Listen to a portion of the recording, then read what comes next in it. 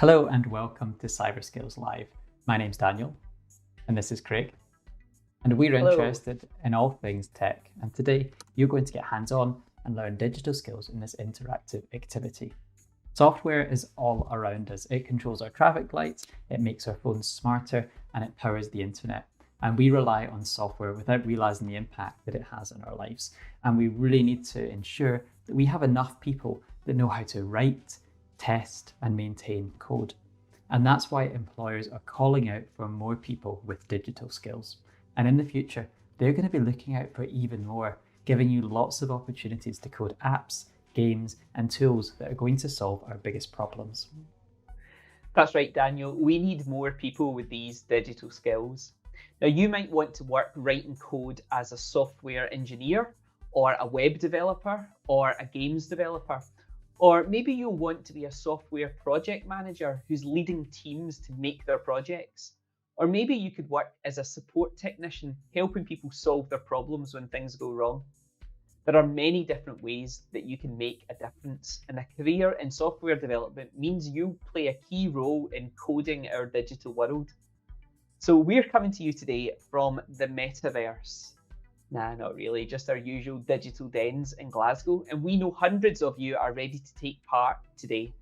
So if you're an adult or you're a teacher, you can let us know how your class is doing. You can tweet along with us today. You can send a message using the hashtag CyberSkillsLive, and you can tag @DigitalWorldHQ. Daniel, who's taking part today?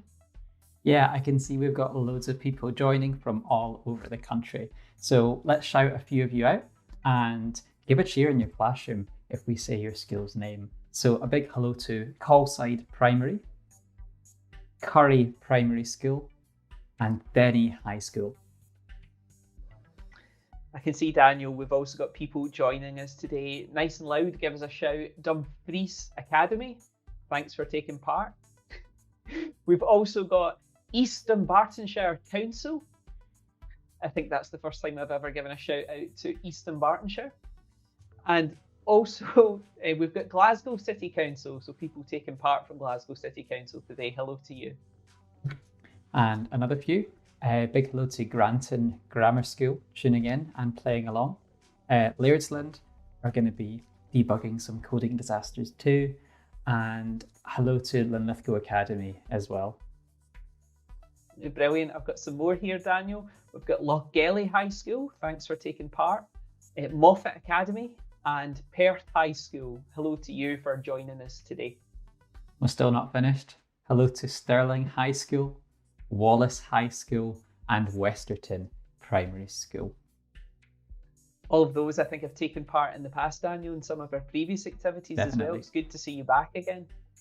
And we've also got West Hill Academy, St Peter's Primary School, Carrutherstown Primary, and Milgai Primary as well. So a good mix of different high schools right across the country. Thanks for taking part today. Daniel, we've also got some colleges and some international guests joining today. So I want to say hello to the University of Guyana from South America. Thanks for taking part with us today.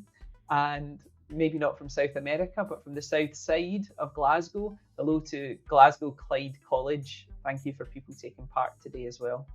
I can also see HID Global, Daniel, are also taking part today. Are they a business? Yeah, I think they're a security company, Craig. Brilliant. So today you're going to be learning about becoming a software developer. Now you're going to be using Python. So that's one of the most popular computer coding languages in the world. Now, Python is a powerful programming language because it can be used to code simple programs quickly, but it's also used by big companies too. Netflix, Facebook, Spotify, NASA, these are just some of the companies that use Python. And unlike some other programming languages, Python doesn't use lots of complicated symbols or confusing words. You just type the code using a mixture of English-like words, characters, and numbers. So that makes the code really easy to read and write. In fact, with really well-written Python code, you'll be able to read the code just like you would do a book. Yeah, that's right, Craig. So what we've done is we've written some small programs written in Python, But each one of these programs that we've written has a bug in it. So in computer programming, a bug is a mistake in the code. So something's wrong. And your challenge today is to find those bugs and then to fix those bugs. So if you've got good attention to detail and you're great at fixing problems, you're going to be brilliant at these challenges. And Daniel and I will help coach you along the way. And if you solve it, you can send us your solution and we'll be able to share it and talk about it on the live stream. So these tasks that we've created are based on real life challenges that software developers face every day. So this is a chance for you to get hands-on with Python code. And now it's time for you to hunt those bugs.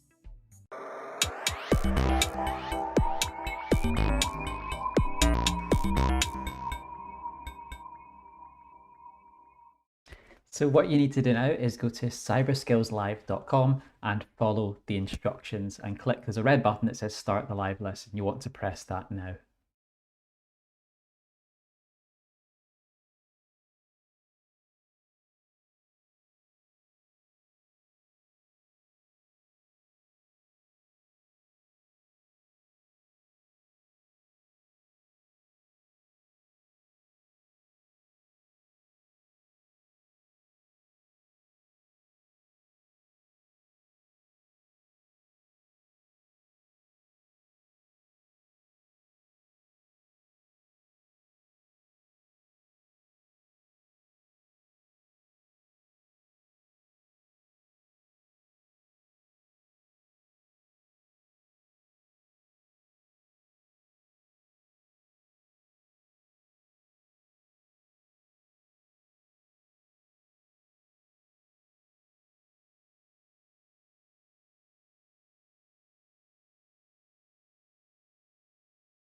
So what we'd like you to do is read the instructions to see what to do next.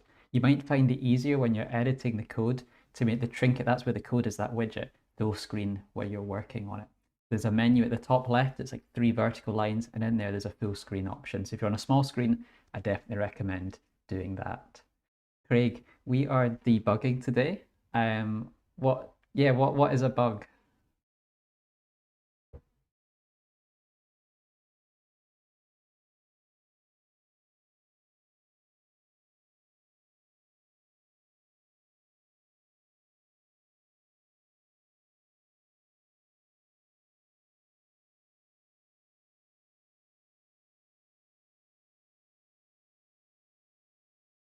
Yeah, I've definitely come across bugs before where things just apps crash and it's like something that's stopped responding. Do you want to report it or whatnot? So yeah, bugs are definitely something that make it into software quite often.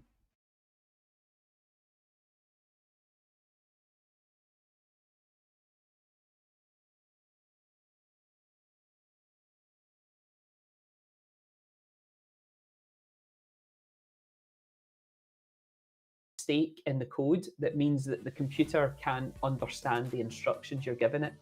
Just like the languages that we use, computer programming languages have rules, just like a grammar as well. And if you break one of those rules while writing a line of code, well, the compiler or the interpreter will be confused and it will give some sort of error. So syntax errors can commonly be things like spelling mistakes or using a comma or a full stop in the wrong place, but they're really easy to fix once you spot them. In fact, Daniel, I'm going to attempt to try something right now. Shall I try to do a bit of live debugging so I can show people what to do? Yeah, absolutely. Let's screen Let's share go you for it. just now. Here we go. So this is your screen, Craig, now broadcasting out on YouTube. Brilliant. Okay, so this is the tool that we're going to be using today. So we're going to be using Trinket. So Trinket is an app that lets us run Python code in the web browser. So what are the main parts of the app you need to know? Well, on the left-hand side, you've got your code here. And then on the right-hand side, you've got the result of what happens when you run that code. So as a little hint, if you're playing this on your computer and you want to make it full screen, if you choose this menu at the side, the top menu up here, you can click on that and then there's the option to turn it into full screen mode. Just above that is a reset button. If you're ever writing code as part of this lesson and you really make a mess of it and you want to go back to the way it was at the beginning, just use the reset button. So you'll find both of them in that menu at the top left there. So you click on there, you can make your code full screen or you can reset it. So for each of these tasks that we're going to try and get you to debug, there's a little bit of an introduction above it that sets the scene. So it tells you what the task is and tells you what you should be doing. It's a good idea to read those instructions because they'll, we give you a hint there. If I run this code, on the right-hand side here, I'm getting this error, okay? So it's pink and it says down here, name error, name message is not defined. Now my little bit up here says, this is a name error in Python. This type of error happens when you try to use a function or a variable name that doesn't exist. In this case, it's caused by a typing mistake. So the challenge is, can you fix it? Yes, we can. So line 10 here, it says, is where the issue is. So what I know is I can look over here and say, okay, something is probably up with this line here. So Daniel, you can see here, what does it say on line 10? Yeah, I can see here on line 10 it says return message. So what this is going to do is it's going to return that variable called message. But Craig, I'm looking at the error we've got here and it says that that message isn't defined. So we're never actually telling the computer, we're never telling Python what that word message actually is. But I can see above it there's something called MSG. Yeah, I think that might be I think this is the problem here because like this variable that's up here, MSG, it's different from message. This is a mistake. This should be MSG. So I've made that change. And now if I want to test the code, I just hit the run button again. So I run the code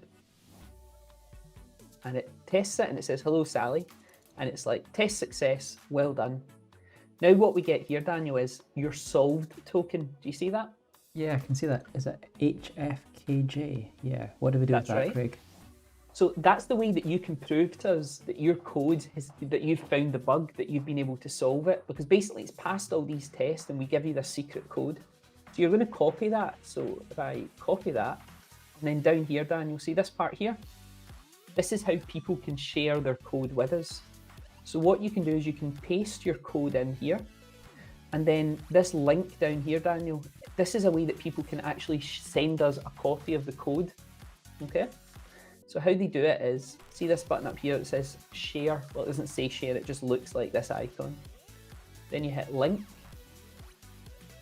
And then this URL here. If I copy that and paste it in here, that's how we'll be able to get a link to your code so we can check that it worked, see how you've done it. But most importantly, you then have to fill out, so how did you do it? Type a message here to tell us how you solved the problem. So if you tell us how you solved the problem, and that's a good way of doing it, then we can share that and tell other people how you did it. So how did I solve this one here, Daniel? Well, I changed, there was a typing mistake. So I changed the variable name. And then you hit this big button that says send your solution. So I do that. That's me. And do you know what, Craig? See, when you push that button on my screen, I can see a list of everyone's solutions and I can see what they've typed in that box. And do you know what, Craig? You're not the first person to solve this bug today. In fact, you're not even in the top 10 or the top 20. People have already been doing this. So I can see here that Archie, who's at Westerton Primary, Archie's shared their code. And what Archie did was it said define message, because that was the variable name that wasn't there. So what he did is he ran a test and he realized that MSG means message. So I put MSG instead of message. And that's exactly the same as what you did, Craig. You changed that variable name. That's what I like, someone who solves it the same way as me, but there's lots of different ways. I think for this one, really, there's only one way you could solve it. Yeah. How many other people, Daniel, anyone else? Well, yeah, I can see here Aidan, who's at Wallace High School. Aidan put message instead of MSG, and I suppose that's a good point. They don't have to be MSG, they just have to both be the same. So whatever gets set to then needs to get passed out. And Craig, I can see we've had over 40 different solutions sent to, well, not different, but over 40 solves of this one. It's gone up by a few more just as I'm saying this. I'd like to point out a good bit of software development practice here, Daniel. We've asked people to tell us how they solved their code, like what was the change and what it made. and there's people who have solved it but not told us. So I can see a lot of people from Stirling and a lot of people from Wallace High School and other people from other schools who have submitted their answers but haven't told us how to do it. We're not going to be able to give you a shout out unless you've explained to us how you've gone about solving that code. Great, I can see lots of people from Calside Primary have also been solving this one, so well done to Aben, Lucy, Lauren, Katie, Lucy and Maddie, who've all managed to solve this one really quickly. So if you've solved this one, why don't you move on to the next one? And you know what, you don't have to do them in order. You can do them in any order you'd like. So if you find the one a bit tricky, just move on and do a different one. Like, I don't know when you're programming stuff, Craig, and you get stuck somewhere, it can be quite easy to just spend hours looking at one line, like, why is this not working? I can't figure out what to do. And then other times you just go away and you come back and, oh, suddenly I know what to do. Absolutely. So yeah, just jump onto a different task and have a go at that one. You don't have to do them in order.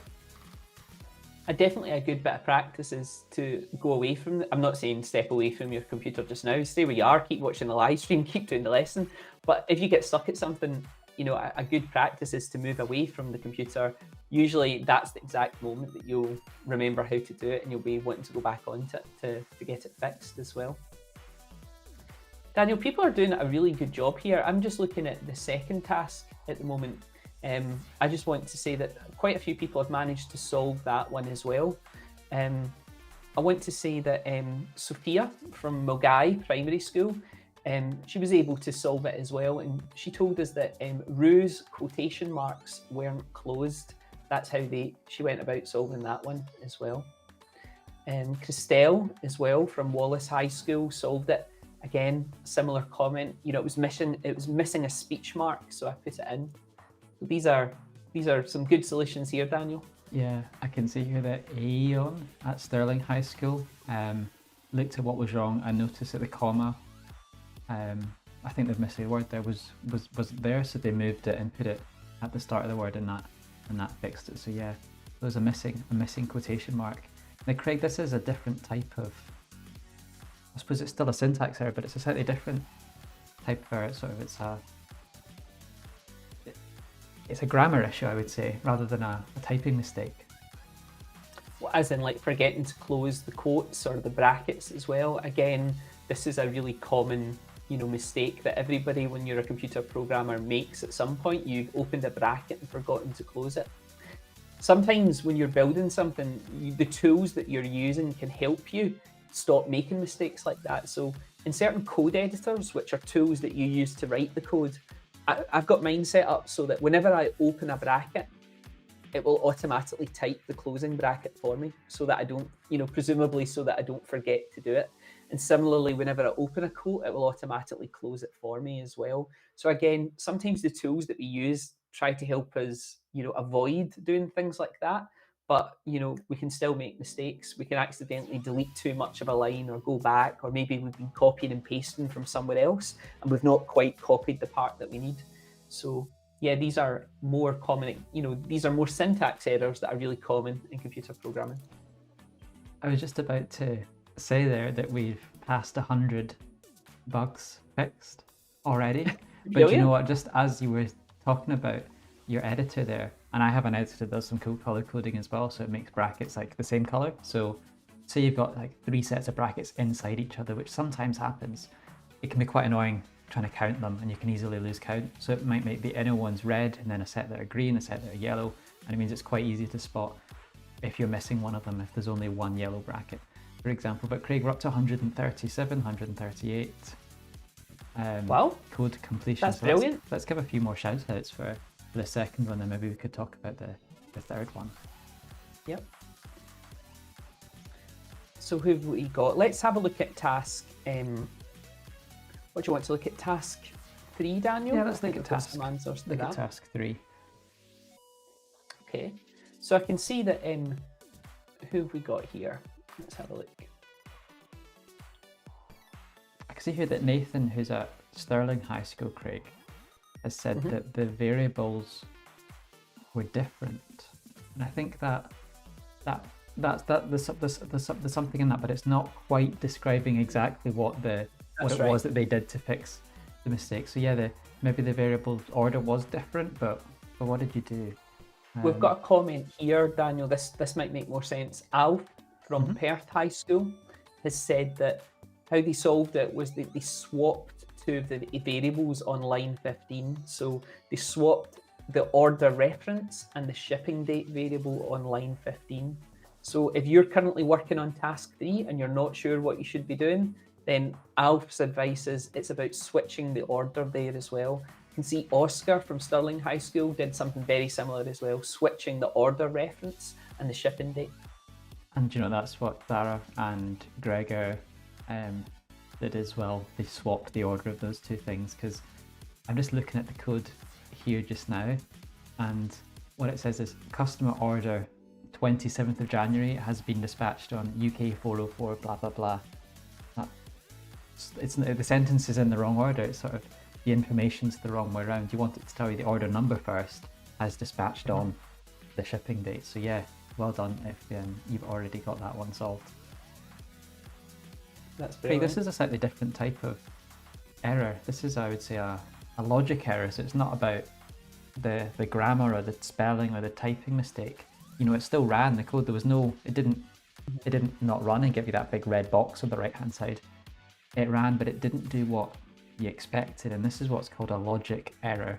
And logic errors can be the most difficult ones to track down, because everything looks like it's working, but the program's still doing the wrong thing. So technically the program's correct, it's doing exactly what you told it to do, but the results aren't what you expect. And normally this is caused by maybe putting the correct instructions in the wrong order. So maybe telling someone to put their socks on after they've put their shoes on, that would be a logic error. It's possible, but it's definitely not what you'd expect. That's right, Daniel. So yeah, logic errors again are really common in computer programming, and sometimes they can be the hardest to track down, because you're not always getting like an error message that tells you that, oh, there's a problem on line 7, there's a problem on line 8, because often the code just works. Like it's more like the result of it doesn't do what it should be doing or what you're expecting it to do. It's still a valid program, like you said, it still works. It's just not doing what it's meant to be doing or what you want it to be doing. So trying to work out some of those logic errors, that's a really important skill to have in software development. Daniel, I wish we had a team of debuggers like this all the time, because I can see that even, we've only been doing this activity for a couple of minutes. Daniel, we've had over 225 correct bug fixes submitted to us. That's so good. That's why software developers work in teams and in massive teams. That's why companies don't just employ one person to write the software. They employ dozens or hundreds, and that's why there's so many jobs in this area. It's because when you have so many people working a problem, you can come to the answers so much quicker. So why is it when I submit a bug report, Daniel, to these tech companies to say the app isn't working, it takes them so long? If we in 20 minutes? Don't know. I'm not sure. We need to get them to outsource it to us to do as a Cyber Skills Live. Craig, task 4 is called odd or even, and this program will tell you if a number that you type in is odd or if it's even. So it does a wee bit of maths. It checks, does it divide by 2? And only even numbers are divisible by 2, but that's not that important right now. What is important is there's an error message that comes up. It says syntax error unmatched, and we were talking a bit about where we had the quotation marks, you need to have them in pairs earlier on.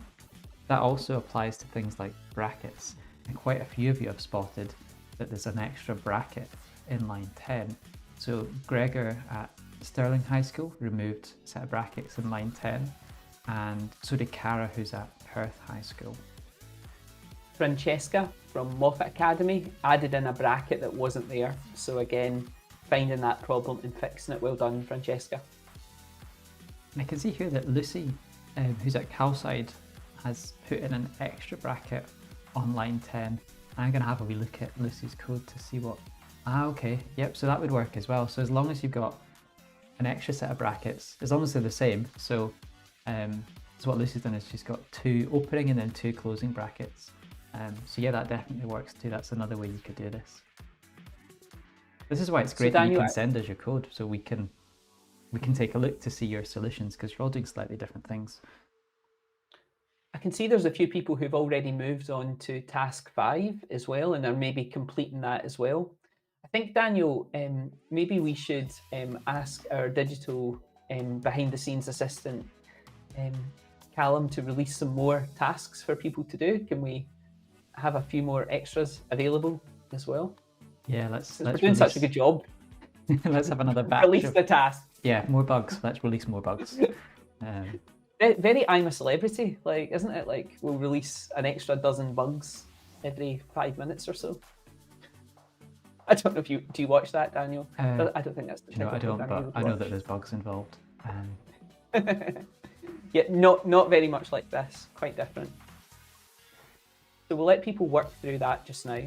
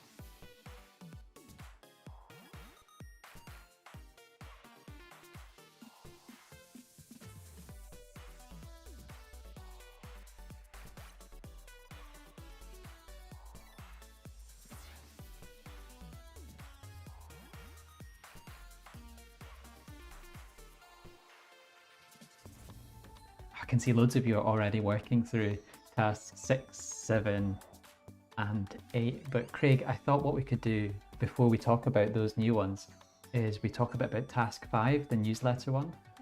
Yeah, let's do it together. Happy to share your screen? Yeah, let's do it. If you've not completed task 5, then why don't you do it at the same time as me, and we can all solve it together. Well, hopefully I can solve it. Let's give it a go. So task 5, Daniel. So what we've got here, so let me read it. It says, task 5, newsletter. This program is meant to send out a newsletter to a mailing list. Try running the code.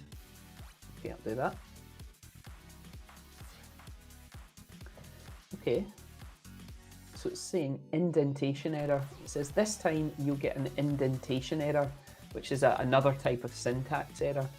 So this happens when the code hasn't been formatted correctly. So the Python interpreter doesn't understand it. So remember how I was saying earlier, Daniel, about how, you know, you've got to understand the sort of rules and the grammar of Python, because that can cause a problem.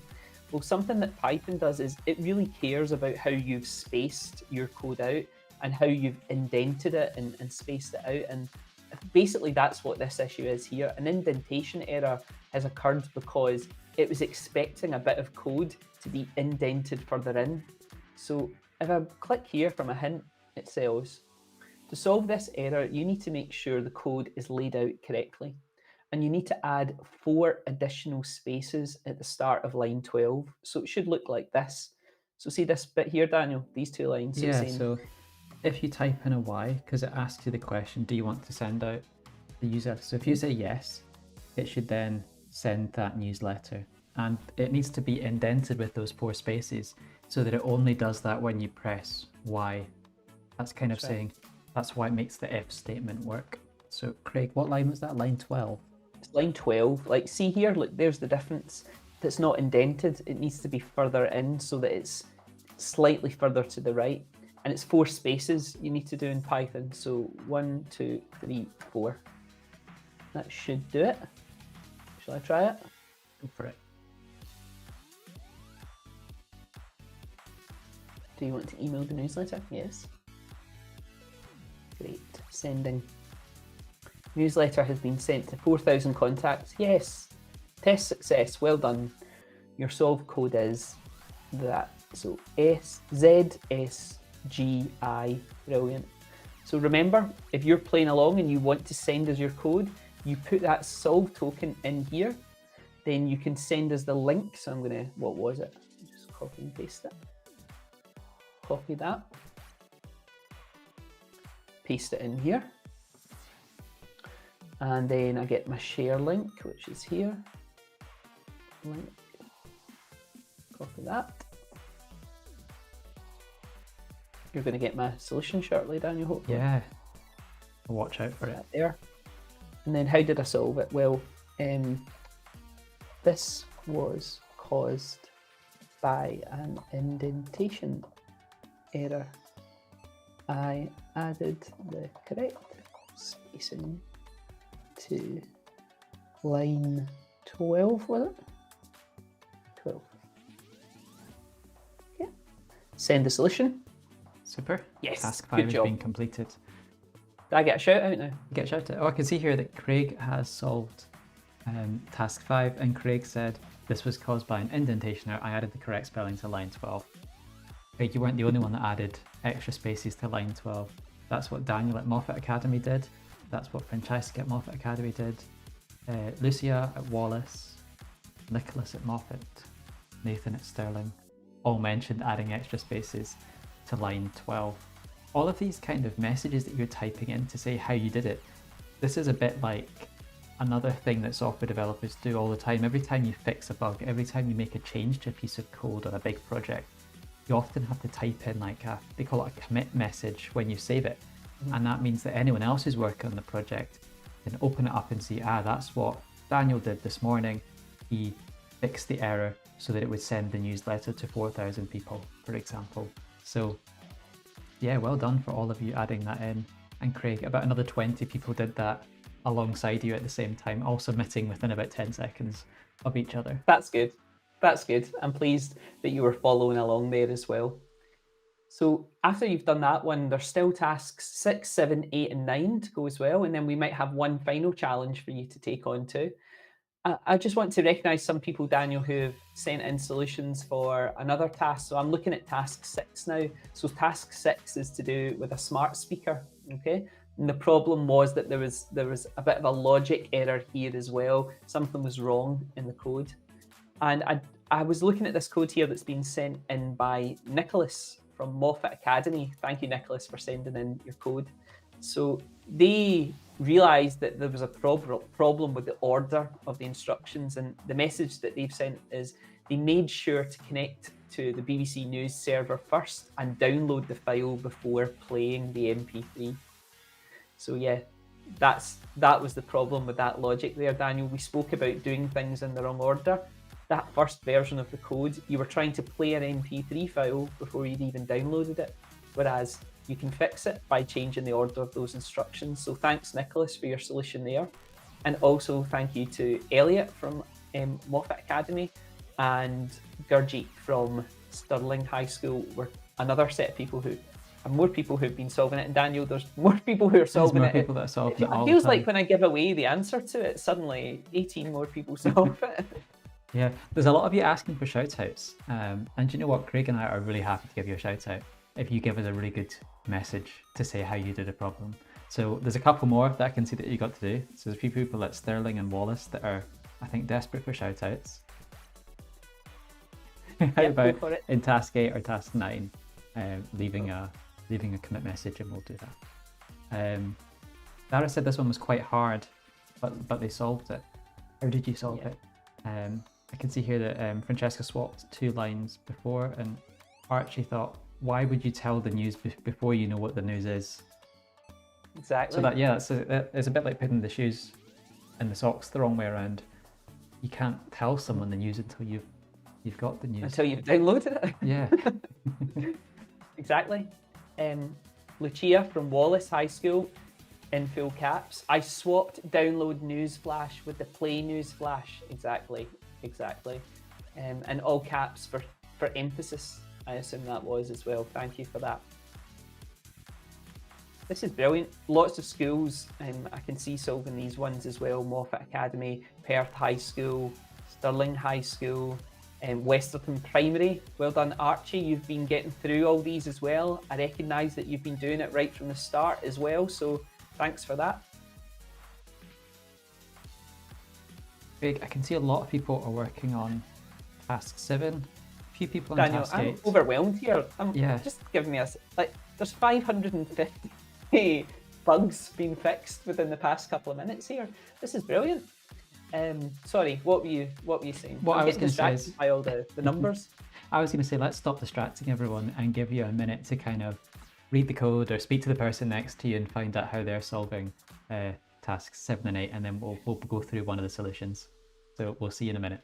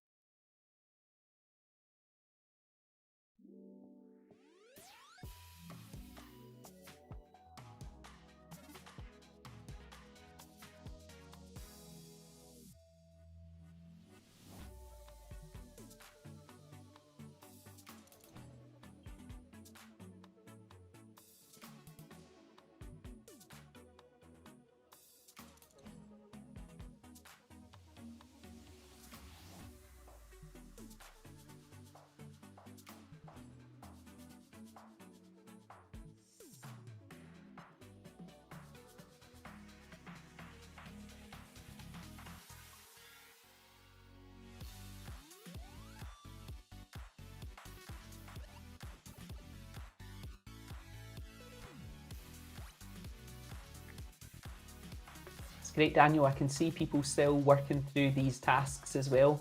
And hello to those who have just joined the activity as well. I can see a lot of you have maybe started playing in the last 5 or 10 minutes as well. Welcome. What we're doing today is we're working together to debug our code.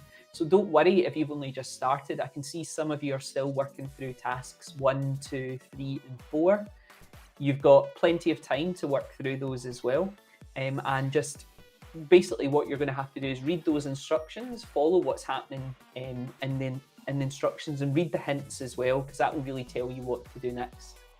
Then you're going to be able to submit your code to us. You're going to send us your solution by following those instructions.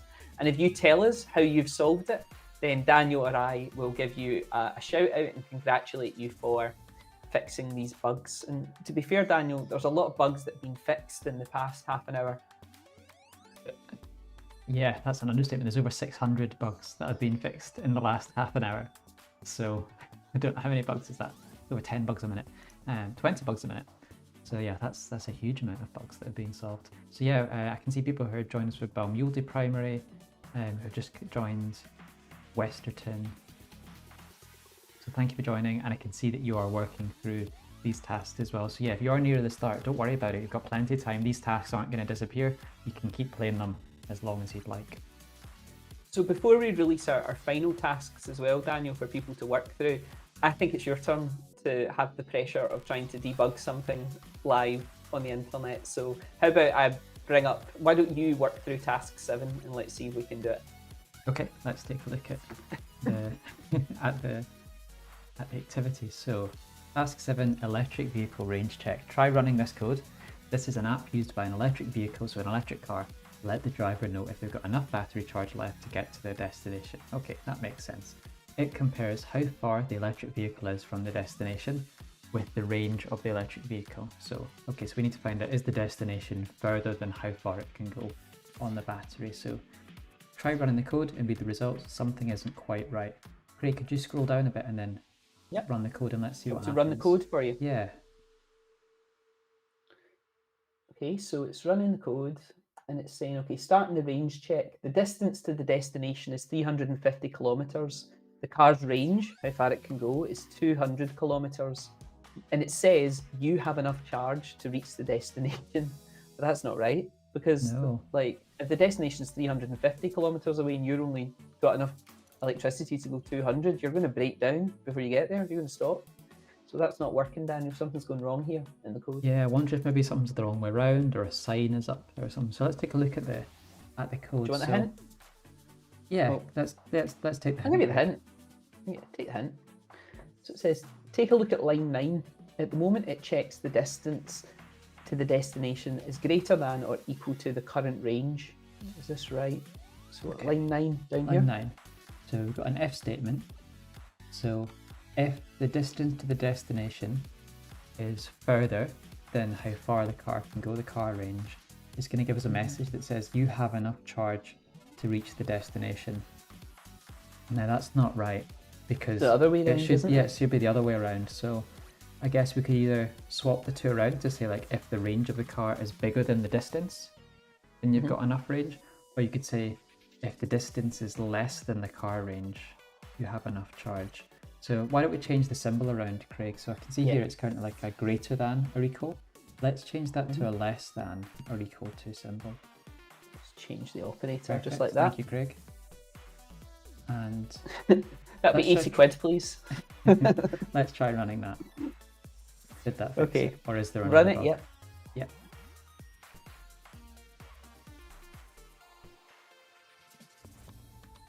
Here we go. The distance to the destination is 350 kilometers. The car's range is 200 kilometers. You will need to charge. You did it, Daniel. Look, success. And there's your solved token there. Super. YHAO. YHAO.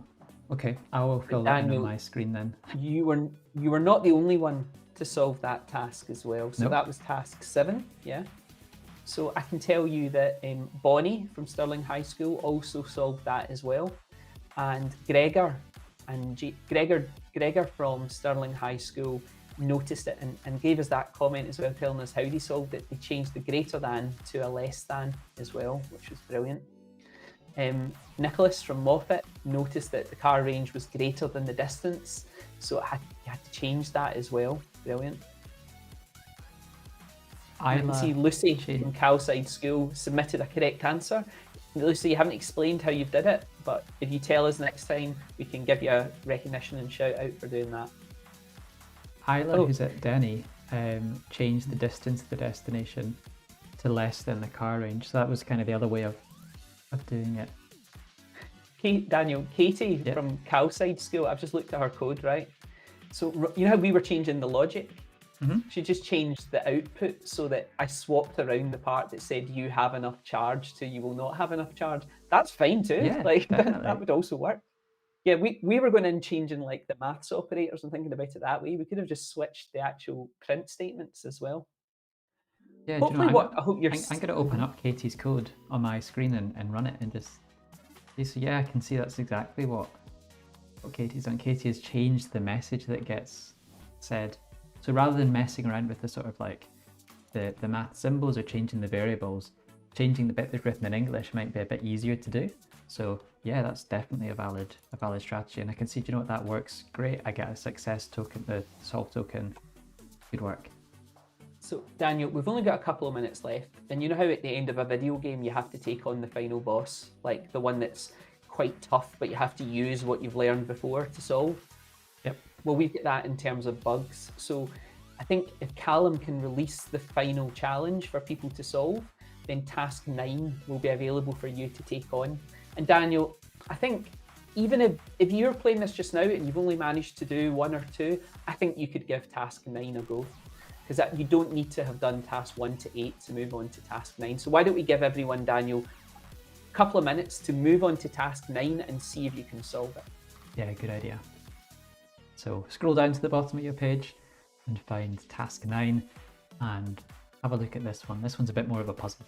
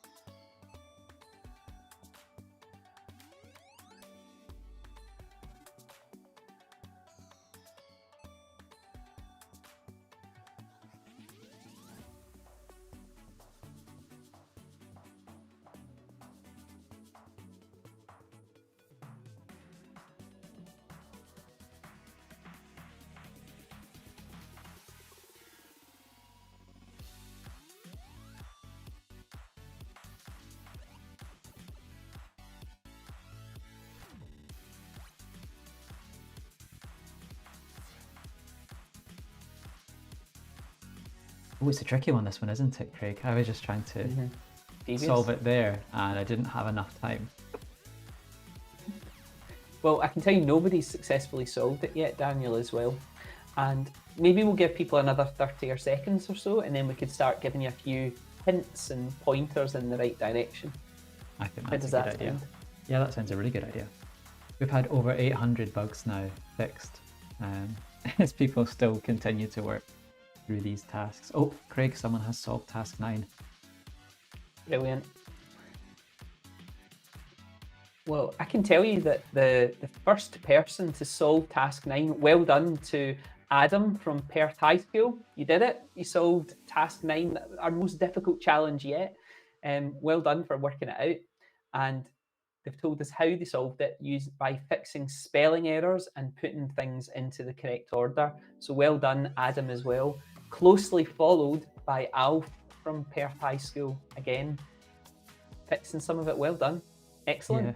I'm so pleased. I've just externally adjudicated the result as well, and I've opened up the Python code and I can see all the parts are there in the right order. Maybe that was a clue.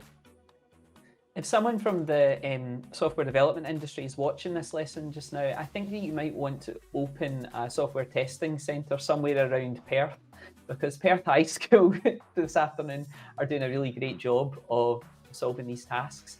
Tara as well from Perth High School, straight in there with the bronze medal, 3rd place in solving it. Well done. Abigail at West Hill Academy, so our second school to solve task 9. Gregor at Stirling was the first in that class. Wilfie at Moffat is a goldfish. Cody at West Hill has solved it. Violetta at Moffat. Violetta changed the order and corrected the spelling mistakes, and I think that's key as well. There was a few different things that were wrong with this one. It wasn't just the order, there was some typos in there too. So well done to Lucy and Katrina as well. Cody from West Hill Academy, well done, you solving it as well. This is brilliant, Daniel. People are still solving some of the previous tasks as well. So we've got, like, how many we're at? Oh my goodness, over 875 bugs fixed at this point. This is brilliant, Daniel. Craig, I really want to try solving this one myself, or maybe you could do it. I think since there's only a few minutes left, let's give everyone a chance to solve the final one. So let's bring up the screen share. Here we go. Okay. So here's the code. So your final task is to fix the bugs and reveal the mystery word. Okay. So I can see a lot of print lines here. So they're going to display something. When I hit play or run, I'm going to get an error. Thinking about it. But I can already see what some of these issues might be here, because we've got, like, I can already see, Daniel, like, that's a typo on line 9 there. Do you see that? Yeah, like, it's it got says pink print when it actually means print. So I can change that. And this word here should be part 2. So let me try that, part 2. So now if I run it, I get the feeling a lot of people are playing this activity right now, Daniel. I think it might be. It's taking a bit of time. But yeah, I think what we need to do here is put these into an order that makes sense. So we've got, like, part 1, then part 4, then part 10. Whereas maybe what we want to do is part 1, then part 2. Yep, that would make sense. Part 3, 4, 5. There's no set. Well done to Chris, Tom, Ninja, Lauren, Iona, William, Oscar, Samuel, Arav, and Eleanor. You've also solved part 9. They're beating me, Daniel. I'm not even there yet. Part 9. There's no part 10. Oh, part 10 is after part 6. Oh, part 10.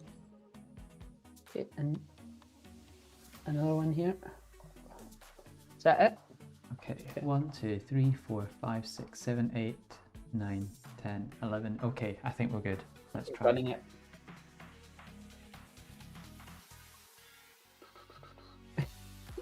The tension. Come on, run. Here we go. Okay. So it's a bit of a word puzzle here, Daniel. Can you see that? Yeah, so I think we have to kind of like read it in lines. The final word you need is shipwrecked. So type that in. The final word you need is shipwrecked, so type that in. Right, let's try it.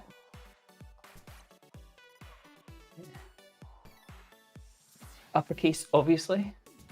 And I rearranged code to the correct order. Daniel, this is stressful. Right, here we go.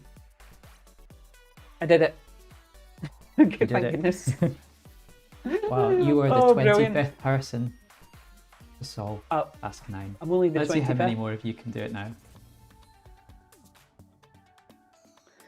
Well, people are doing that, Daniel. We've had nearly 1,000 bugs fixed today. This has been fantastic. Yeah, this is super impressive. Like, imagine, like, I didn't expect us to get anywhere close to 1,000 bugs being solved in 45 minutes. So if you want to go back to one of the early ones that you haven't managed to solve yet, at the top of your screen you'll see it will tell you how many that you've solved. Try and have another look at one of the ones that you maybe were stuck on or didn't quite know what to do, because maybe now you've done some of the later ones which are definitely more difficult, you'll be able to go back and have a go at some of the earlier ones. So well done on helping us solve these challenges and find these bugs. So what did you do today? Well, you used software development skills to fix a series of bugs in our programs. But to do that, you had to read Python code and understand what it does. And you also had to read and interpret the error messages in order to fix those bugs. So well done, congratulations on managing to do that today, Daniel. There is one more task that we need people to do. There is one more task, and that task is to give us some feedback. Let us know what it was that you thought about what you were doing today. So at the bottom of the screen, there'll be a button to share your feedback. Press that button now and tell us what it was that you thought of the activity. Craig, we've got some more live lessons coming up. And our next one is during Cyber Scotland Week, to which that's going to be on the 2nd of March, where you're going to be completing a security audit of the Old Lang Slice website. So that's a pizza parlour in Prestwick, and that activity is called How to Steal a Pizza. So we really hope that we can see some of you joining us on the 2nd of March for that. And Kirsty will be back to help us with that one, Daniel as well, helping us hack. I mean, any excuse to imagine coming back to the one where we're actually going to steal pizza, like, you know.